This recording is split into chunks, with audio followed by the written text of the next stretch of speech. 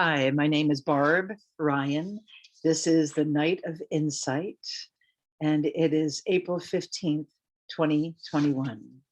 I'm going to play the singing bowl and pull out questions that people have sent in, and then teachings come through.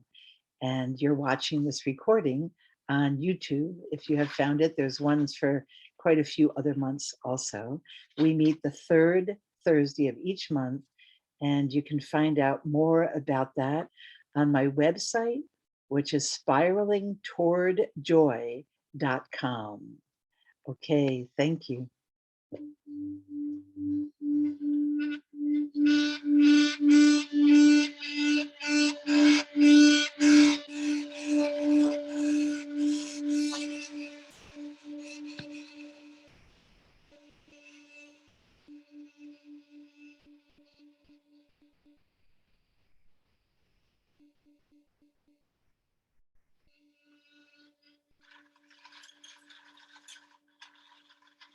The sounds that you are hearing, besides the bowl, are the sounds of the papers as they dance in the bowl.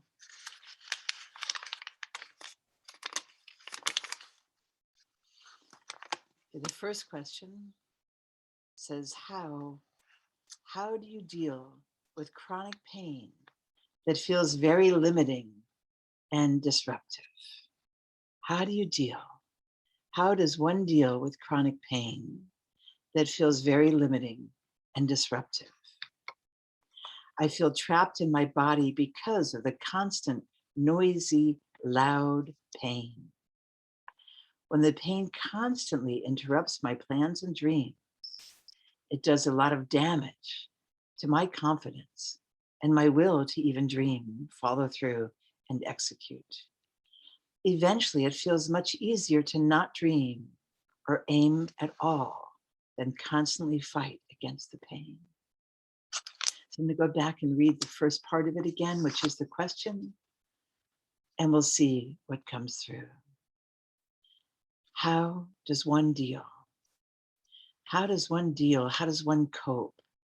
How does one cope with chronic pain that feels very limiting and disruptive to my everyday life? How does one deal? How does one heal?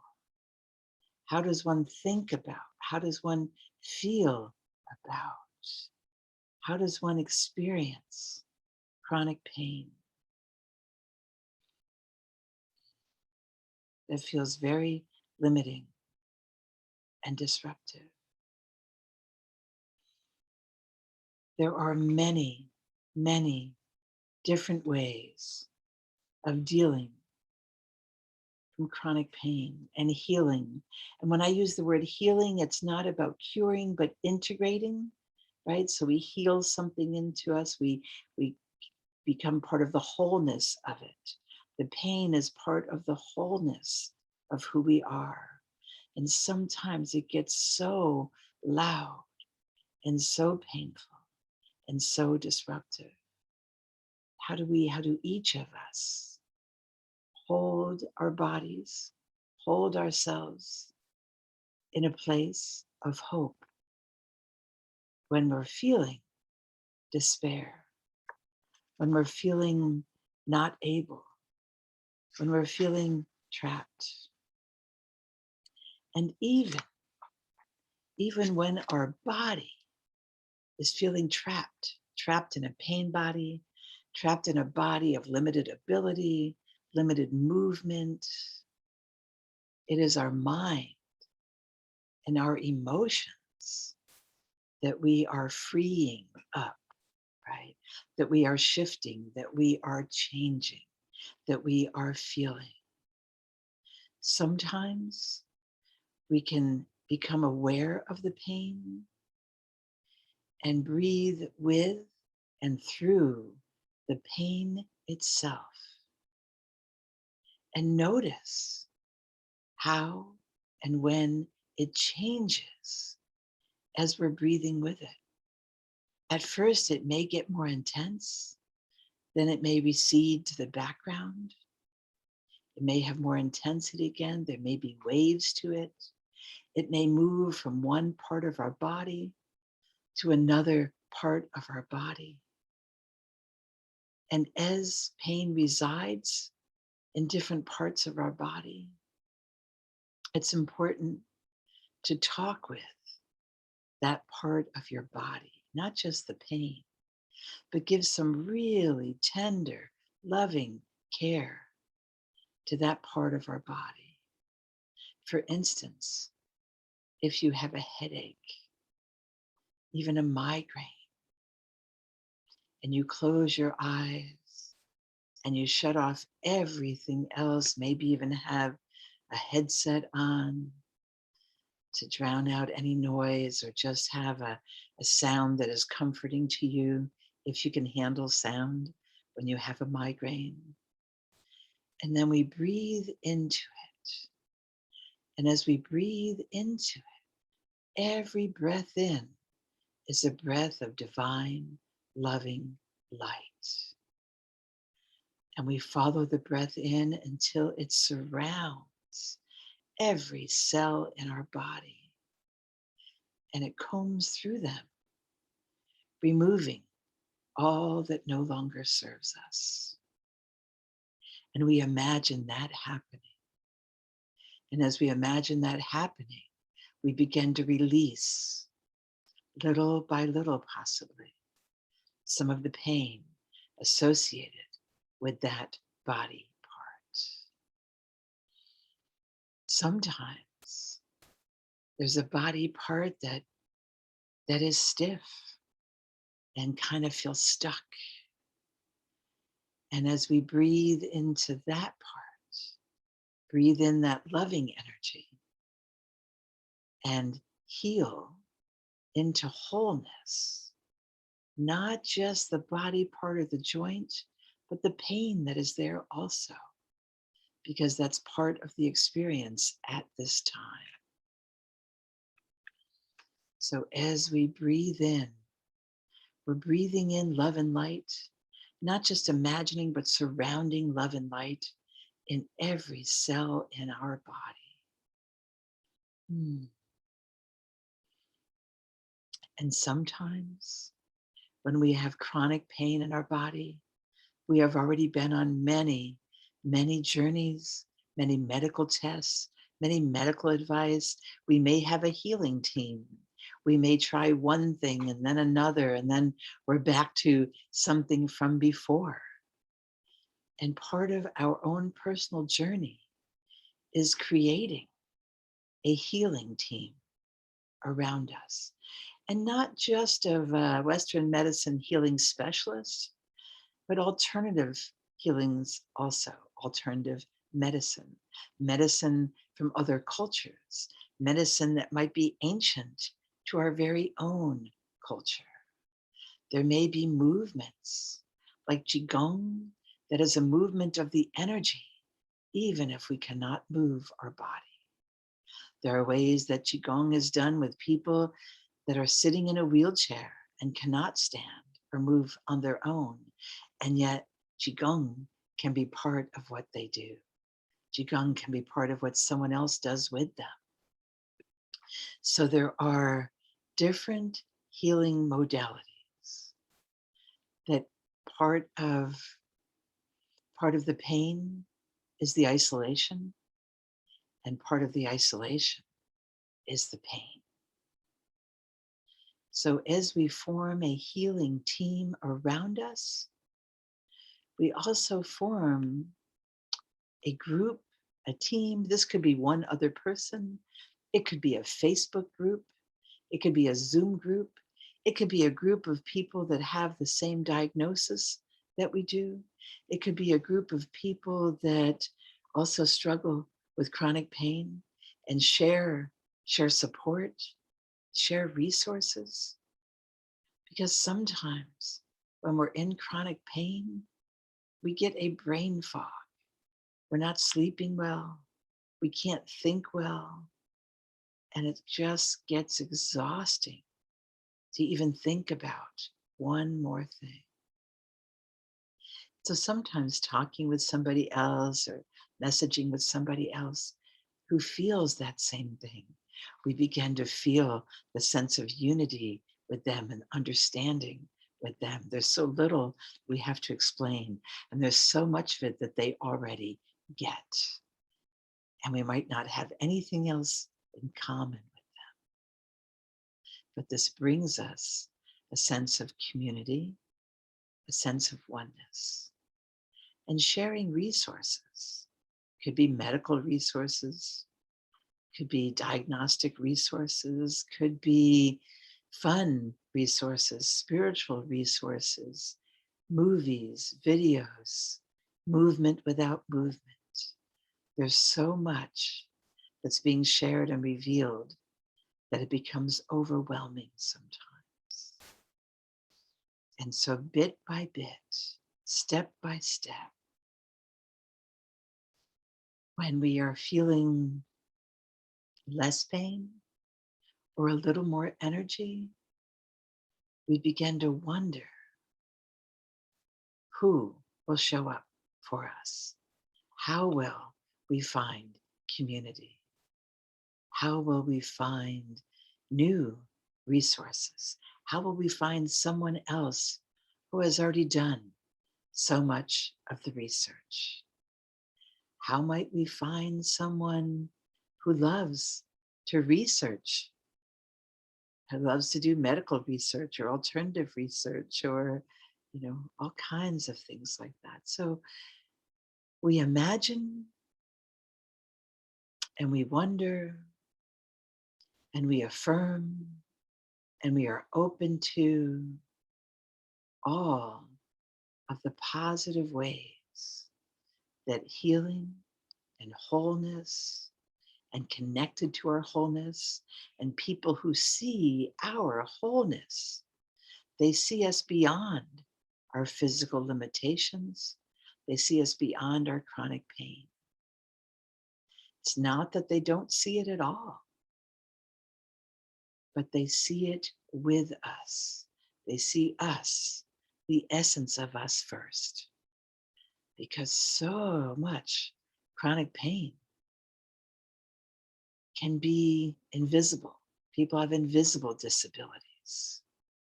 It's like coming out to people over and over about what you struggle with or what you're challenged by.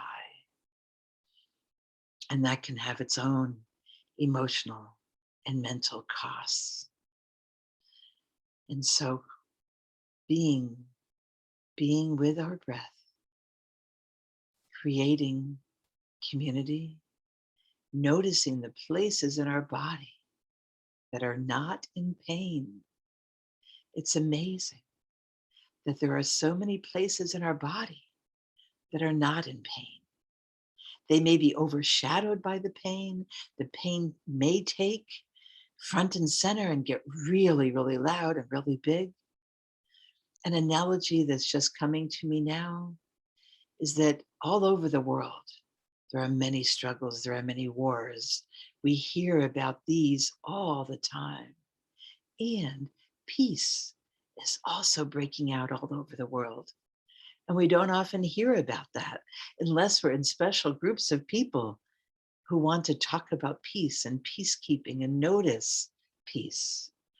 Well, I'm making that analogy between in our bodies when they sometimes feel like a war zone, when they sometimes feel like the pain is so loud and so overwhelming that we can't in that moment remember what the peaceful moments feel like. So sometimes we're breathing in that divine loving light, asked to be shown, asked to become aware of where in your body is there no pain? Where in your body is there relaxation? Where in your body do you feel the source of love? And you can feel and you can follow that breath in to a place inside of you that is your own. Oh, some people would call it their sacred place. Some would call it their magic garden. Some have no name for it, but it's the place where they connect with spirit. So they may take a journey, a visualization that brings them there, which is one more way to get a different perspective on our pain body. So as we look at the question one more time, how do we deal with chronic pain that feels very limiting and disruptive? The teachings that we've talked about have been to not allow that pain to become bigger than who we are in our essence, but to be able to find that and see that and feed that even when we are in pain and feeling pain.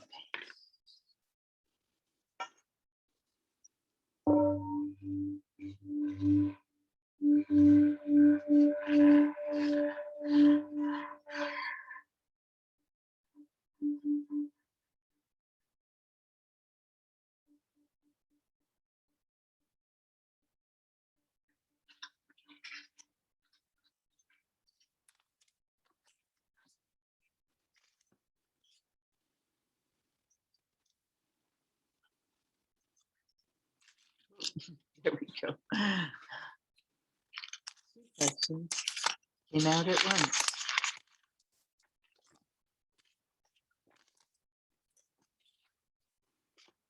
I'm going to glance at both of them, see if they are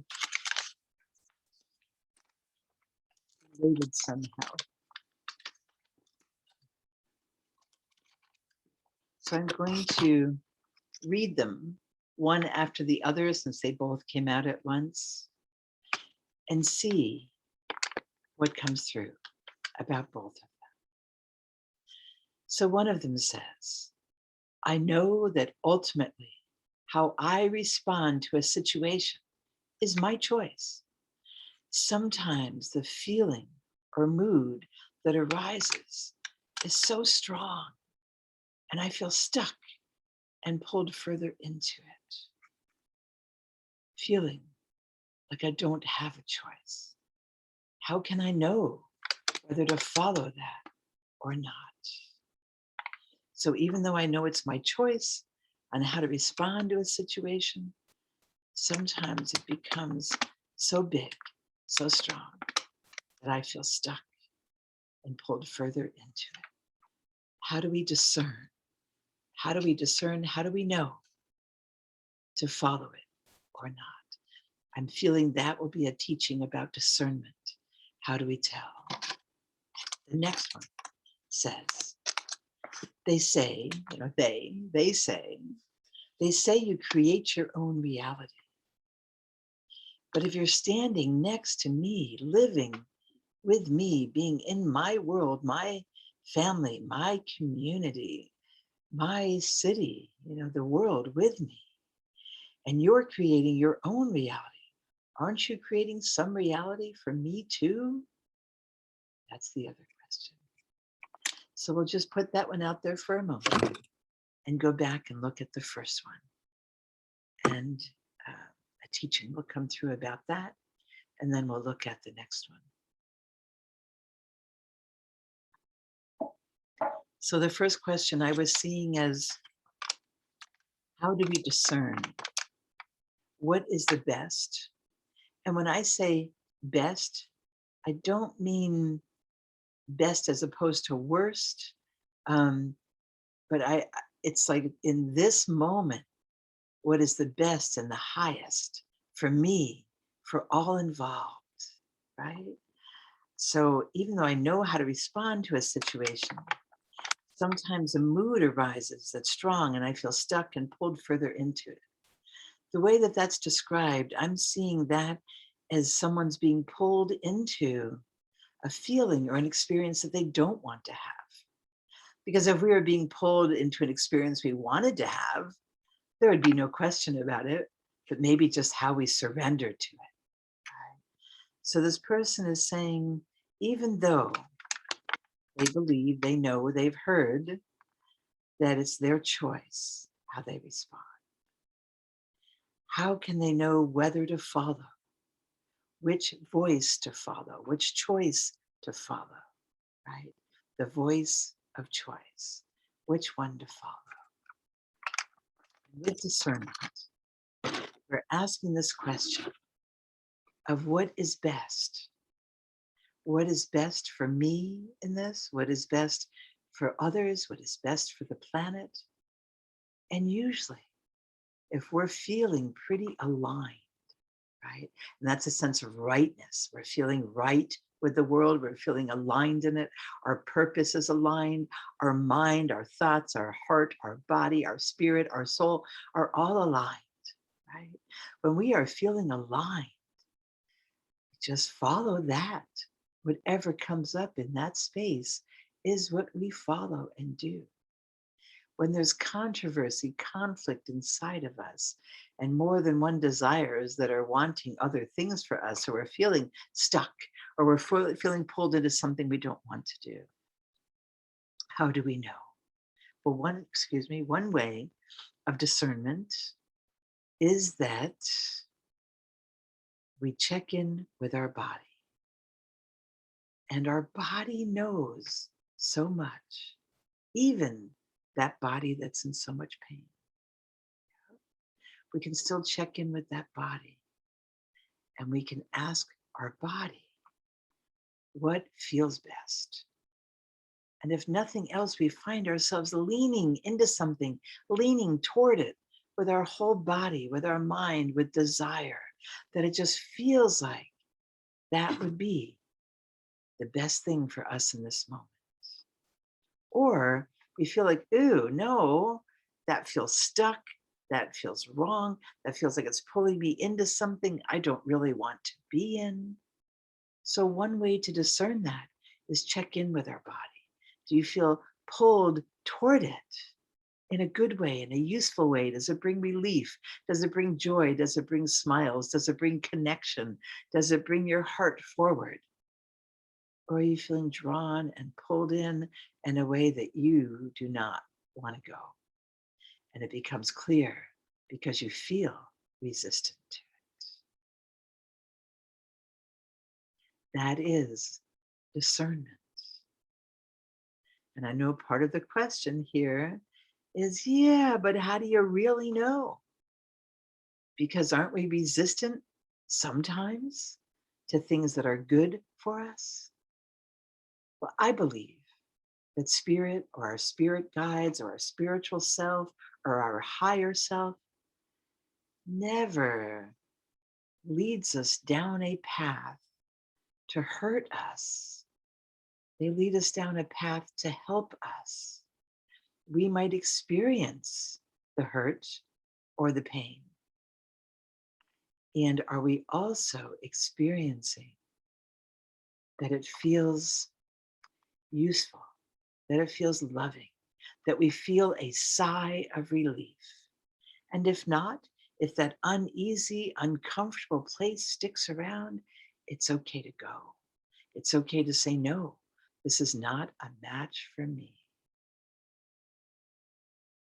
As we do this more and more and more, and you find ways of discernment for you, each decision you make, from the small ones to the huge ones, will become easier and easier to hear your guidance, to feel it in your body, to feel your mind be in stillness first, and then see what comes up with that. It does become easier to discern as you become more trusting that you are following your spiritual path, that you are following your life's path, that you are following your calling. So when it says, how can I know whether to follow it or not? I think a shortened version would be, if it feels good, really, deep inside of you, feels like the best thing, follow it until it doesn't, and see what happens there. Now, the next question that came up along with this one says that it is said that each of us creates her own reality. But if you are standing next to me, are in my life with me, are in my life, even if you're a passerby or a bystander or a witness, you're creating your own reality. So aren't you creating some reality for me too? And what this is speaking of is perception, right? That my perception of what is happening in my reality can be very different from your perception that's happening in your reality, even if our realities are shared. For instance, we're sitting at a table together. We're having a meal. You're eating what you like or what feels good to you. And you're making noises in a way that feels really good. You're just loving your meal. And we're having conversation about what you want to talk about, or you're listening to conversation that you want to hear. I am eating the food that's good for my body, that feels good to me. And I'm making appropriate noises along with that, sharing things with people at the table, or listening to conversations going on.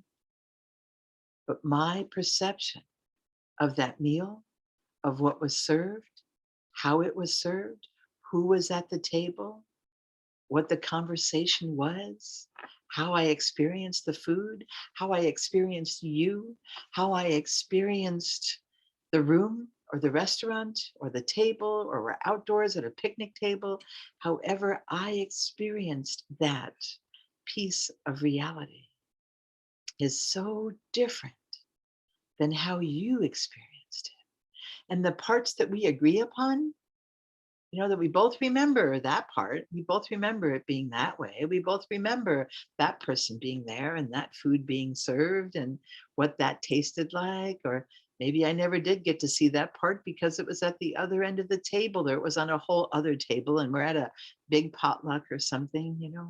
There's so many choices. But the part that is a shared reality between the two of us, where we are remember and experiencing our own experience in a shared experience. This is co-creating. We are co-creating that corner, that view, that piece of reality. That as you and I meet up at the street corner, as we meet by accident, as we meet on purpose, as we meet up in each other's lives, there's not really an accident, right? It's a coincidence, right? That this incidence is happening to both of us. We are both co-creating it, right? So my desires of what I'm bringing into my life bring you into my life as much as your desires to bring someone like me into your life. And where they match, where they line up, is the part that we share. That's the part we share.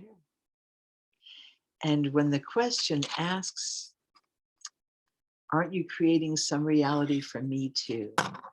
It's that we are co-creating the parts that we share, that we both have responsibility, ability to respond in these.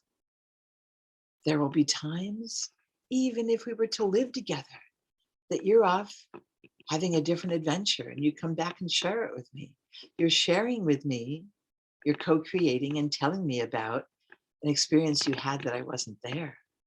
And I may share my experience that I had when you were gone, or I might not have even noticed you were gone. Maybe it wasn't the time we were going to see each other. Maybe I was off doing something or caught into a book or on a Zoom or a phone call, whatever it was. I was in my own world. I was in my own experience. So we're each having our own unique experience, but all of us are having it in the same place, as in on this earth at this time.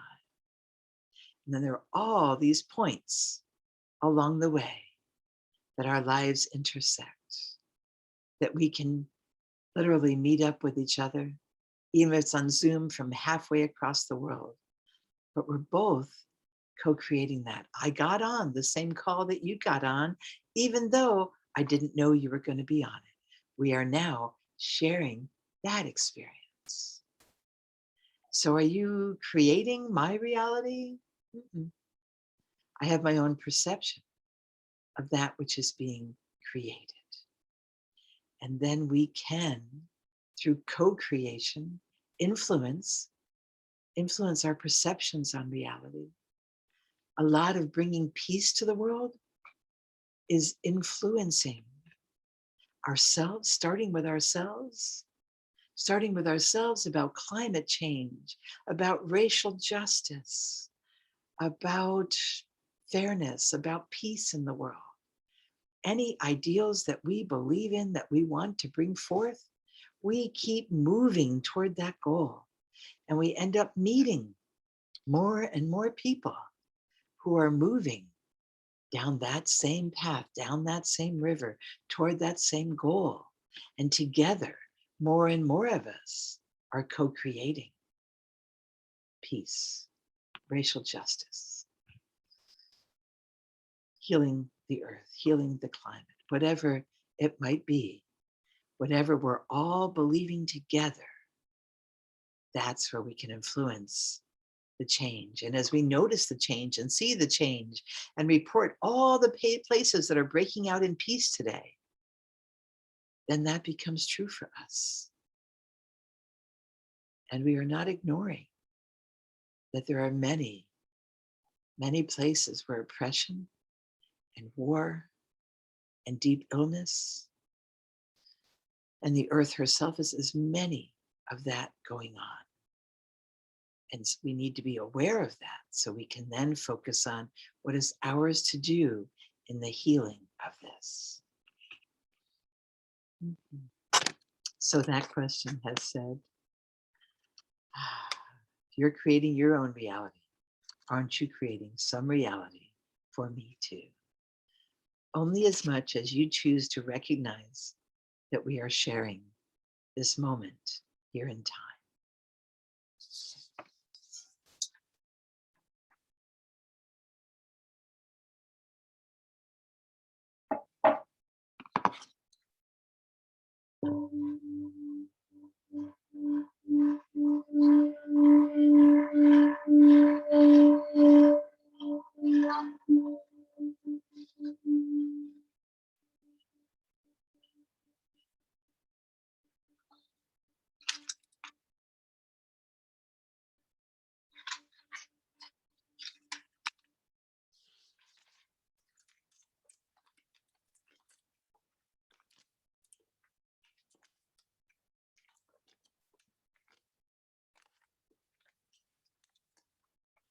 Now, this question starts out with a story.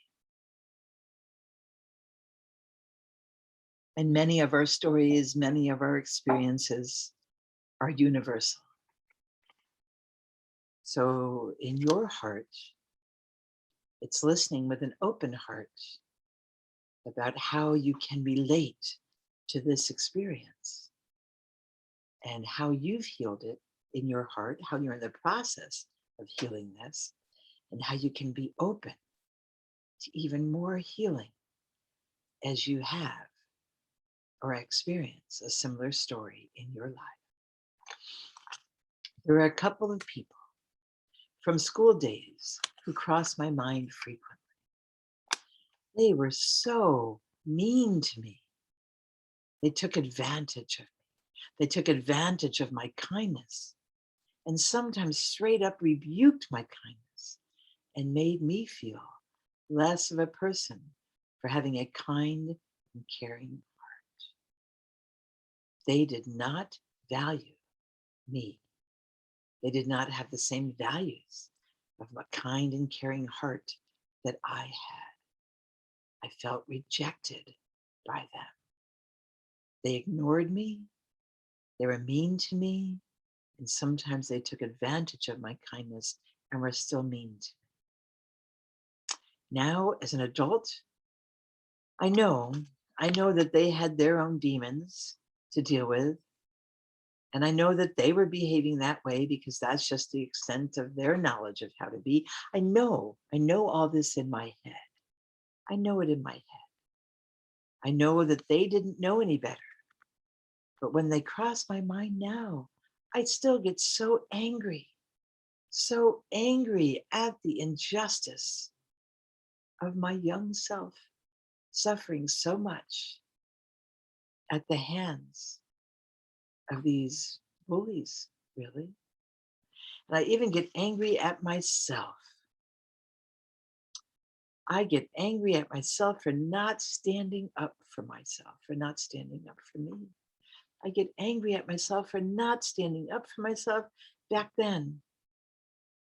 And then I even get angry at myself for not knowing that that I could have wanted to stand up for myself, that I could have stood up for myself, that I could have had different relationships, different friendships, could have wanted different friendships.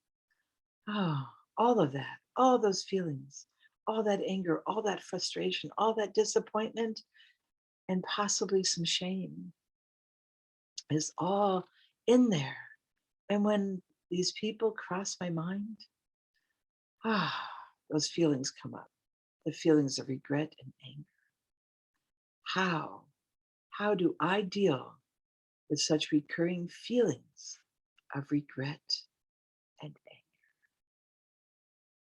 anger? How do I deal with recurring feelings of regret and anger? First off, is being loving and forgiving to ourselves. Because in here we said that we knew in our own mind the other person was kind of doing the best they could with what they had. But do we know that about ourselves? That to the best of our own ability, to the best of our own ability, we were doing the best that we could. We were scared. We were scared. We were humiliated. We felt bullied. We felt shame. And some of the anger even didn't come up till later. Courage. Courage comes from the root word cur, from Latin, from French for heart, right? Putting our heart into it is the courage. Back in those days, we just wanted to protect our heart because we were so scared. We just wanted to protect ourselves. And so sometimes we did that by shutting down, by being quiet, by not drawing more attention to ourselves. So forgive yourself. Love is for giving. Love yourself. Love your young self that didn't know, had no idea that you could choose different friends, had no idea that you could make different friends, had no idea that you didn't have to put up with that there was some way out of it, had no idea that you could set limits and put your foot down and not let people treat you that way. And the sooner that we love ourselves, especially the part that didn't know, then we're able to learn how to stand up for ourselves and even go back in time, back into that story and look at what we would have done differently, what we would have done if we could have. Now, this is not about should. Shoulds are shaming. There's no should here. But what would you have liked to have done differently? That's what you can do now. First, in your mind, when you think of being bullied and made fun of and mean kids, not being honored, not being seen for who you really are, when you think of all of that, and now you're coming to a sense of what would you have done if you have could have, if you could have, that's what you do now. You take what you would have done, whatever ways you stood up, whatever ways you would have comforted yourself, whatever ways you would have made different choices or gotten more information, or what you would do with the information once you had it. That's some of the healing that you can use to now be loving yourself that is so angry with you. Love that part, and you will learn how to love the part that felt bullied. And you'll learn to love the part that the bullied one felt abandoned by, felt betrayed by. You didn't stand up for yourself. You weren't there for yourself.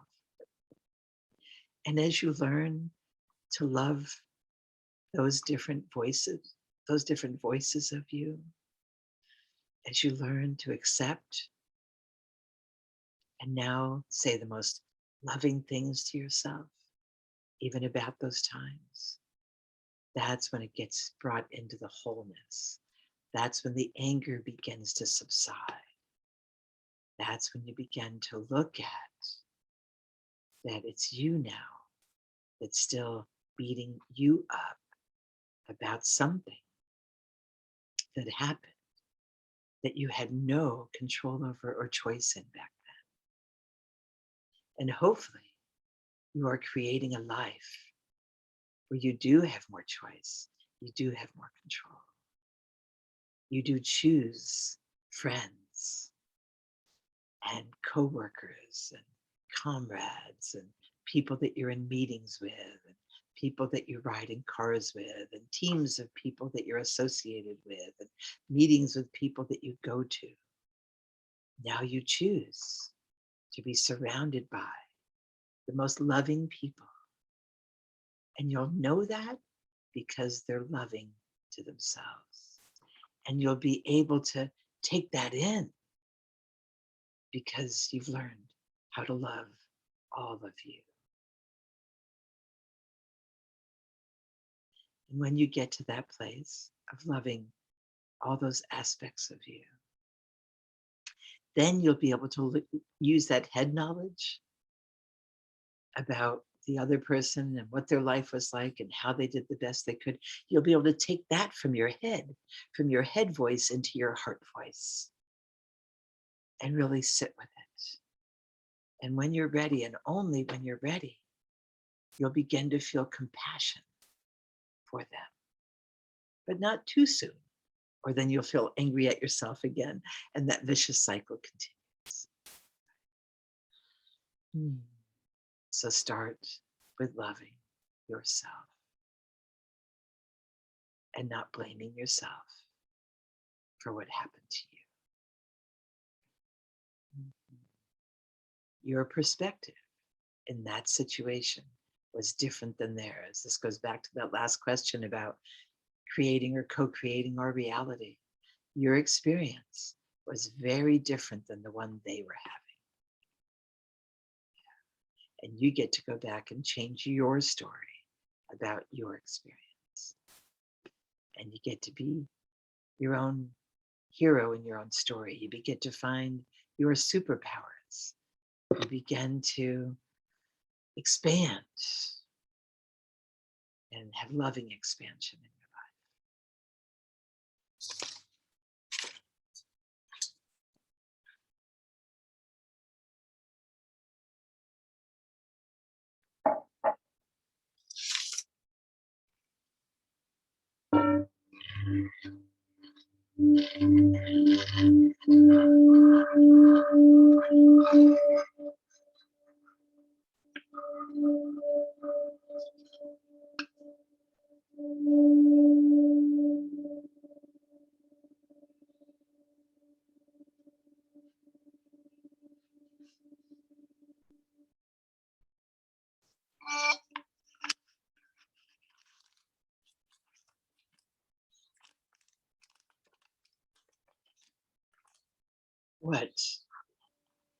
What is the best way?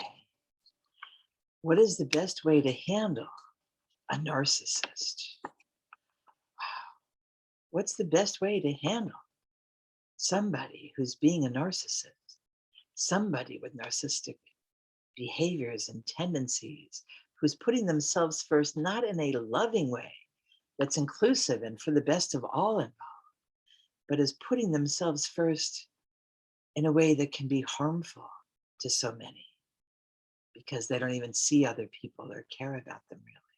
They just want the spotlight on them. What's the best way to handle this?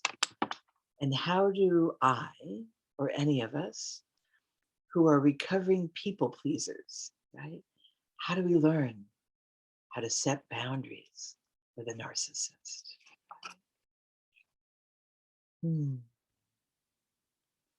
It's the best way to handle a narcissist. How do we set boundaries with a narcissist?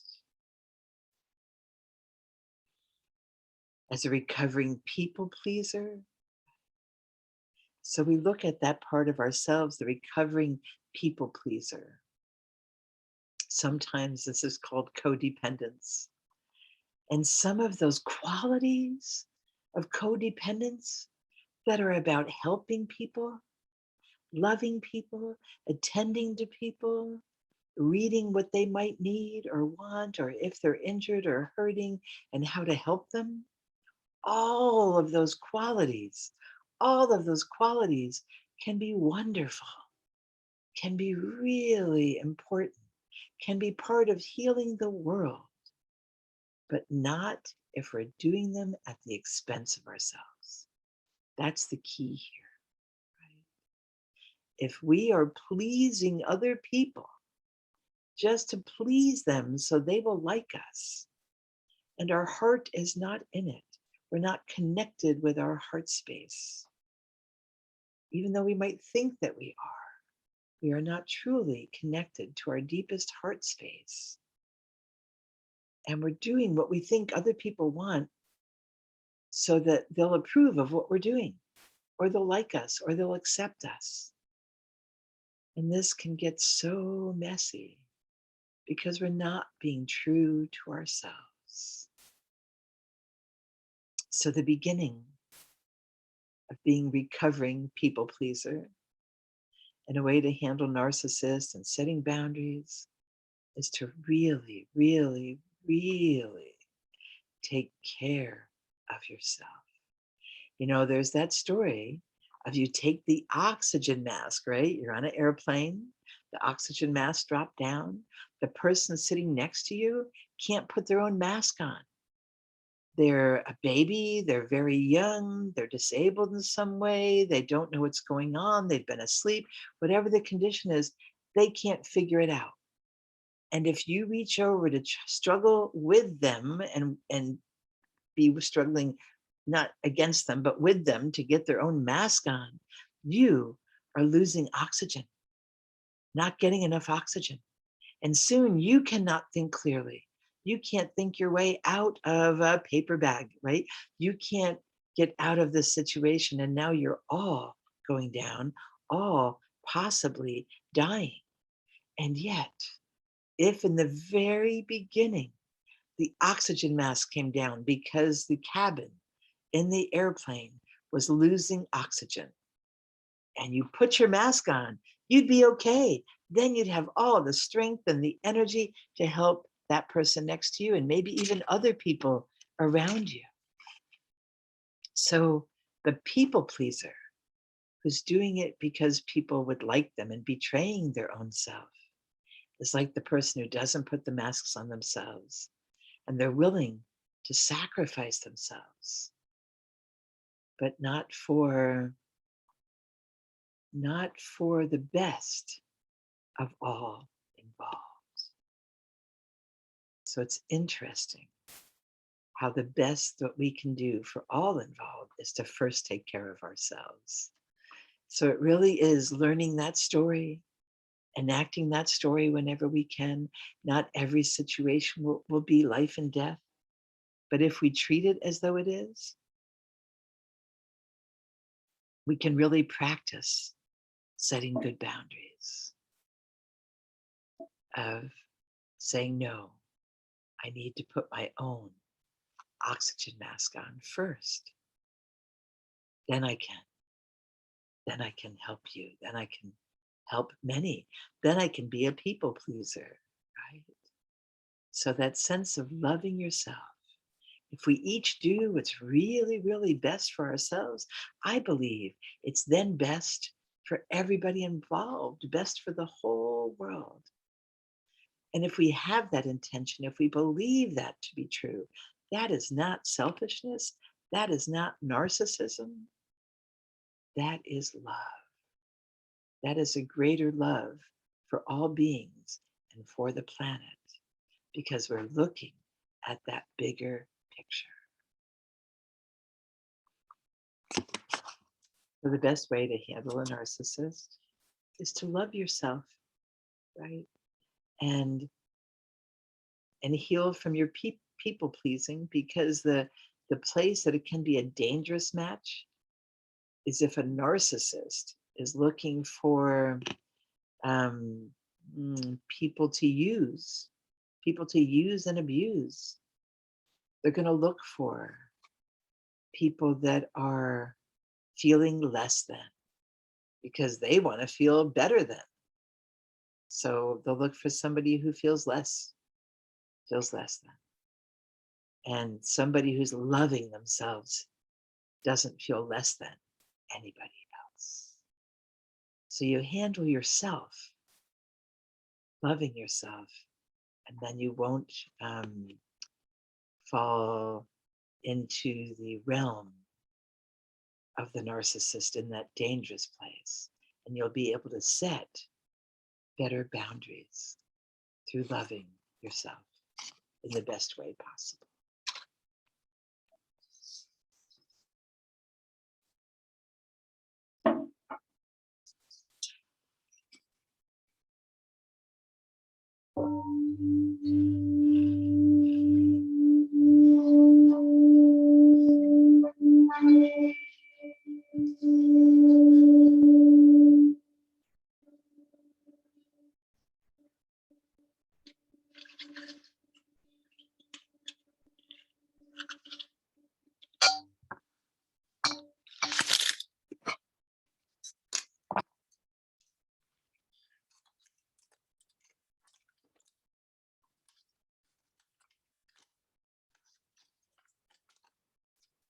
And similar to the question about who's creating whose reality, then comes this question that's just one simple statement of a question that says, what if I don't like your reality?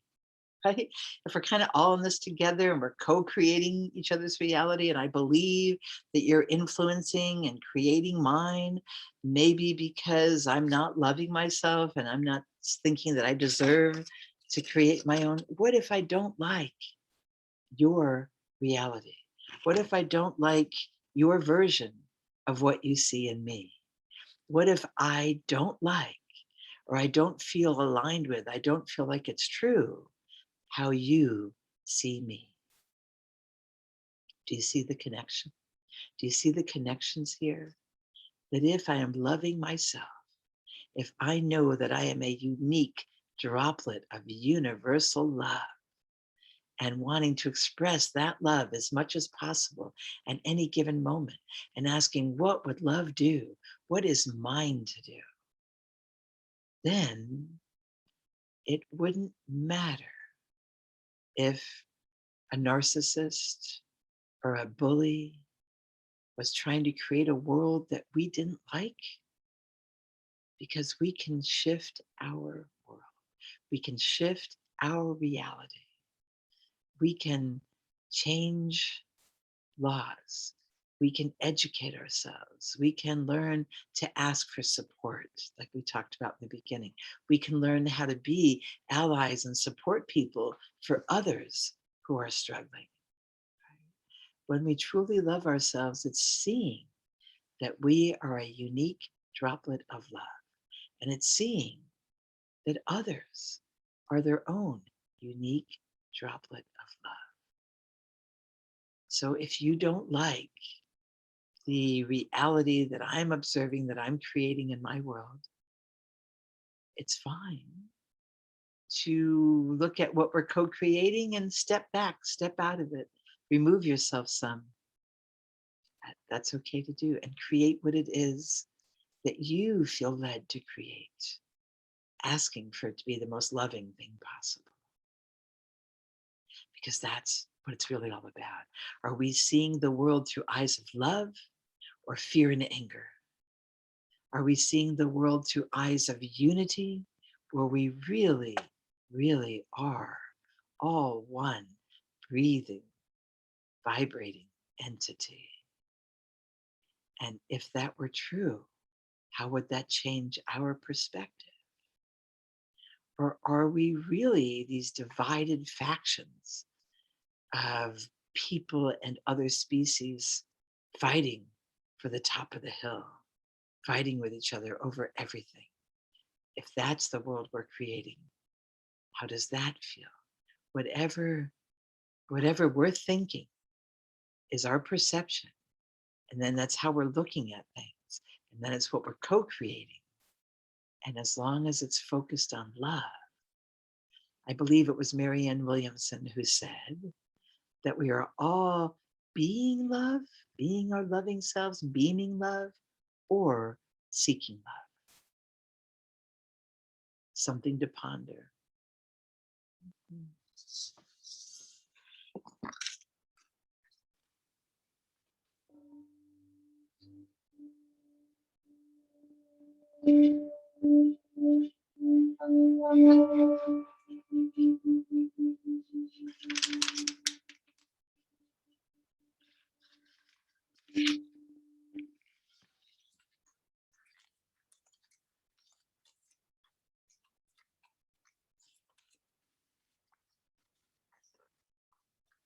How can I?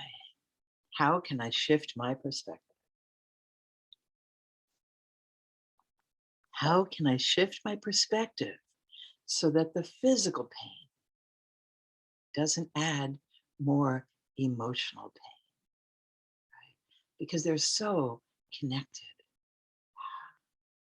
When we're in emotional pain, our physical pain often intensifies. When our physical pain intensifies, our emotional pain does. It's hard. It's hard to stay in a good mood or in a loving space when we're feeling lots of physical pain, even physical discomfort, woundedness, pain, hunger, exhaustion. All of these things lead our minds to not be thinking as clearly as they could, and our emotions can be on edge, and we're not expressing our feelings of love as much as we may want to.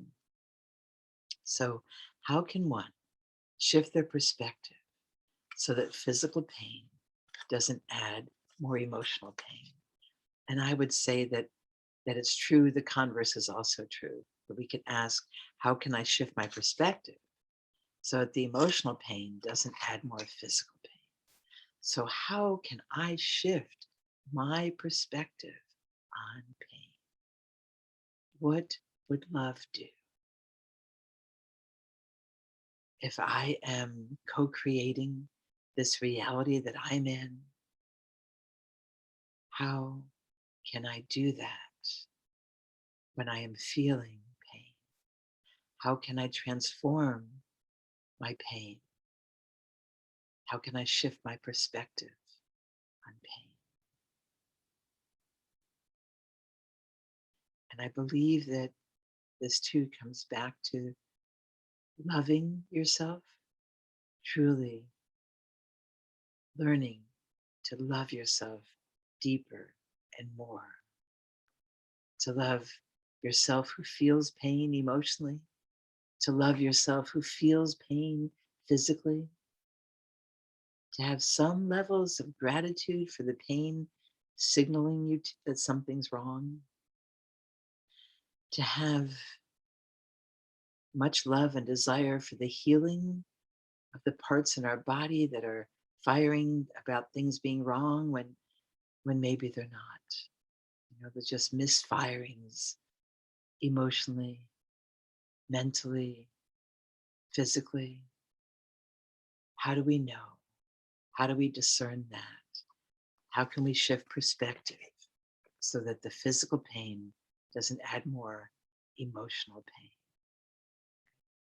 And as we really love ourselves and take really, really good, loving care of ourselves emotionally and physically. And this goes back to setting boundaries that we talked about earlier. If we are not a people pleaser and we're not afraid to ask people for things that we need, especially when we're feeling limited, when we're feeling overwhelmed, when we're just in too much pain or can't think clearly or really grumpy because of the pain that we're in, how can we shift that perspective to a more loving place, knowing that we deserve to ask for what we need? We deserve to have pain-free times, pain-free body parts, being able to uniquely journey to places in our mind and our soul that are pain-free, that we deserve communities and connections that aren't just about being in pain or afraid that we're going to cause others more pain or that we're going to cause ourselves more pain, and looking at what would love do, how to be helpful to yourself and others, how to set really good boundaries, how to hold those boundaries, how to set loving boundaries, how to ask for what you need. Boundaries aren't just saying, here's what I don't want. They're also saying, here's what I do want. Here's how often I want to be touched or hugged, or I want you to ask me if you're going to hug me. This is how often I'm open to a massage. No, I don't always want to be touched. No, I don't always want your help. Sometimes I just want a conversation. Those are boundaries also, not just saying what we don't want, but saying what we do want. Being able to say, I love having late night conversations with you. I'm so glad you're a night person. So when I'm up, I can text you or call you and you'll probably be there for me, right? That's setting a boundary. Even though it sounds like an invitation, it sounds like a gratitude, it's setting a boundary. And that's the shift in perspective, that you are worth it to ask for what you want, to set boundaries around what you want, to know that you deserve a joyful, loving life.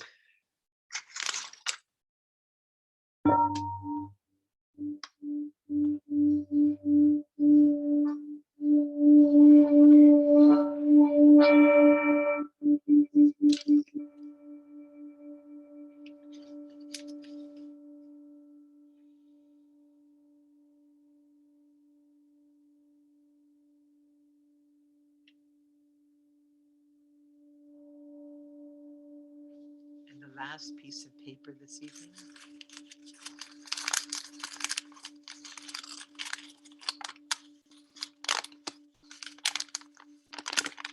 usually the last part, you'll see that there's been a thread through all of these teachings, and usually the last question tends to sum them all up in some way. We'll see. We'll see what happens with that. It is also one that starts with a story, with an experience. It says, in my experience, I have always felt like I was denied the very things I've always wanted. I felt like I was denied the very things I've always wanted, whether by life, by circumstance, by the timing of things and events. I was always denied the very things that I wanted. I'm not sure I even have it in me to wish or want for things anymore because I always felt like I was denied the very things that I wanted. So now I feel like I can't wish for or want things. When I do, I get washed over by worry and sadness because I believe from history, from my own personal history, that the inevitable ending that will deny me of the very things that I dare to wish for. This is very hard to shift the perspective on this story. And when we shift it to one of love, we begin to shift it to the feeling to trying on the feeling, to wondering what it would feel like to feel like I do deserve this thing that I'm asking for. I want it. I know I deserve it. We can say up until now, which puts it in its place, up until now, I never received what it was that I wanted or asked for or desired. Up until now, I believe that to be true. Now, right here, right now, I am changing that story. So you need a willingness to change the story, even if it's been true up until this moment. Do you have a willingness to change the story and say, up until now, I believed that things were not going to work out for me, that I was not going to get what I wanted, to the point now that I feel like stopping wanting and wishing for things.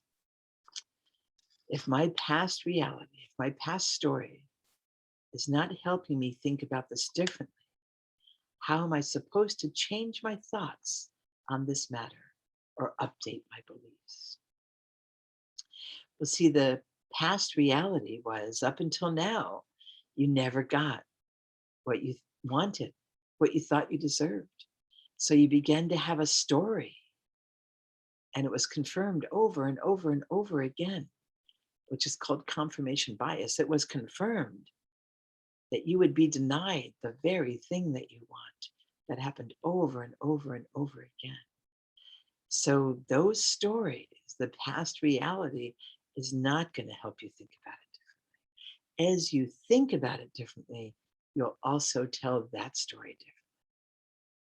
And you'll say, up until now, that was my experience. Now I am open to other experiences. I am open to other perceptions of reality. I'm open to sitting at a different place on the table and having a different perception. I am open to eating what I want, talking to who I want to, not talking, just listening, whatever all of those choices might be. I'm open to letting me make those choices for my own well being, for my own pleasure, but knowing that that's best for all involved. That's what is self loving and not selfish or narcissistic. To be believing that you, the same as anyone else, deserve certain things. Then we open ourselves up in a really scary way to asking for those things. And for the first time, maybe the first time ever, but for the first time in a very long time, knowing that it's okay, knowing that it's part of loving ourselves, to be open to receiving. That's what we want, to receive a new way of thinking about it, to receive new thoughts on this matter, to receive an update on my beliefs about this. It takes an openness. So let go. Let go of the story of the past reality. Say that was then. And up until now, that was true for me. Now I want a different experience. I'm telling a different story. I'm going to ask for things that I want, knowing that that's part of setting healthy boundaries and part of not being a people pleaser and part of getting what I need and what I want to feel loved. And that will be easier because I already love myself. As we learn to love ourselves, we can bring things into our life that are examples of that. When we doubt ourselves, are angry with ourselves, are blaming ourselves, that's what we end up confirming. That's what we end up believing. That's what we end up having as our story. So changing your story will change the beliefs, which will then continue to change the story, which will leave you feeling loved and deserving. Mhm. So the last question is always, is the bowl empty? The bowl certainly looks empty. All the papers are out of the bowl. Let's see what comes up with that question. Is this bowl empty?